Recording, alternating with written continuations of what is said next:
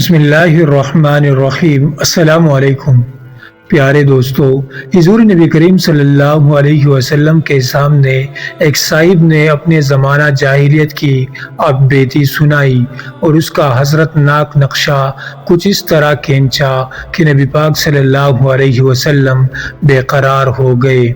وہ شخص کہنے لگا، یا رسول اللہ، ہم لوگ ناواقف تھے، ہمیں کچھ خبر نہ تھی، پتھر کے بتوں کو پوجتے تھے اور اپنی پیاری اولاد کو خود اپنے ہی ہاتھوں موت کے گھاٹ اتار دیتے تھے۔ یا رسول اللہ، میری ایک بہت ہی پیاری بچی تھی، ہوا یوں کہ میں کہیں دور کام سے چلا گیا، میرے گھر میں ایک پیاری سی بچی پیدا ہوئی، میری بیوی نے مجھے نہیں بتایا، میں واپس آیا تو وہ چلنے پھرنے کے قابل ہو گئی تھی۔ واپس آ کر میں نے اسے دیکھا تو بہت غصہ آیا اور اسے دفن کرنے کا سوچا، میری بیوی نہ مانی۔ یا رسول اللہ، وہ بہت ہی فرمان بردار اور اچھی بچی تھی، میں جب بھی اس کو بلاتا وہ دوڑ کر میرے پاس آ جاتی۔ ایک دن میں نے اس کو اپنے پاس بلایا، وہ خوشی خوشی دوڑتی ہوئی میرے پاس آئی، میں اس کو اپنے ساتھ لے کر چلا، آگے آگے میں تھا اور وہ میرے پیچھے دوڑی چلی آ رہی تھی۔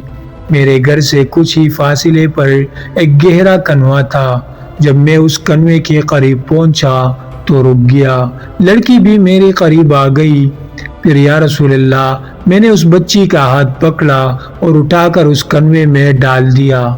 معصوم بچی کنویں میں چیختی رہی اور بڑی درد بھری آواز میں مجھے ابا ابا کہہ کر پکارتی رہی۔ یا رسول اللہ، یہی اس کی زندگی کی آخری پکار تھی۔ اللہ کے رسول پاک صلی اللہ علیہ وسلم نے یہ درد بھری داستان سنی تو دل بھر آیا اور بے اختیار آنکھوں سے آنسو روانہ ہو گئے۔ روتے روتے آپ علیہ السلام کی داڑھی تر ہو گئی۔ رسول اللہ صلی اللہ علیہ وسلم کا عجیب حال تھا۔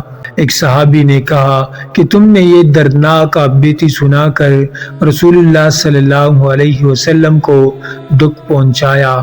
رسول اللہ صلی اللہ علیہ وسلم نے فرمایا، نہیں، ان سے کچھ نہ کہو، ان سے کچھ نہ کہو، اس پر جو مصیبت پڑی ہے یہ اس کا علاج پوچھنے آئے ہیں۔ اور پھر انہی کی طرف مخاطب ہو کر فرمایا، تم اسلام لے آئے ہو تو اس برکت سے زمانہ جاہلیت کے سارے گناہ معاف ہو گئے، جاؤ اور اب اچھے کام کرو۔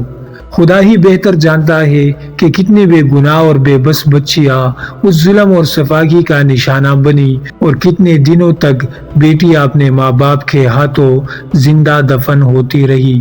اگرچہ اس دور میں بھی کچھ رحم دل خدا ترس انسان ضرور تھے جو لڑکیوں کو اس ظلم اور بربریت سے بچانے کے لیے اپنی کوششیں کرتے رہتے تھے، لیکن یہ انفرادی کوششیں اس ہولناک رسم کو ختم نہ کر سکی۔ پیارے دوستو، مزید ایسی واقعات اور قصص الانبیاء کے لیے چینل کو ضرور سبسکرائب کریں۔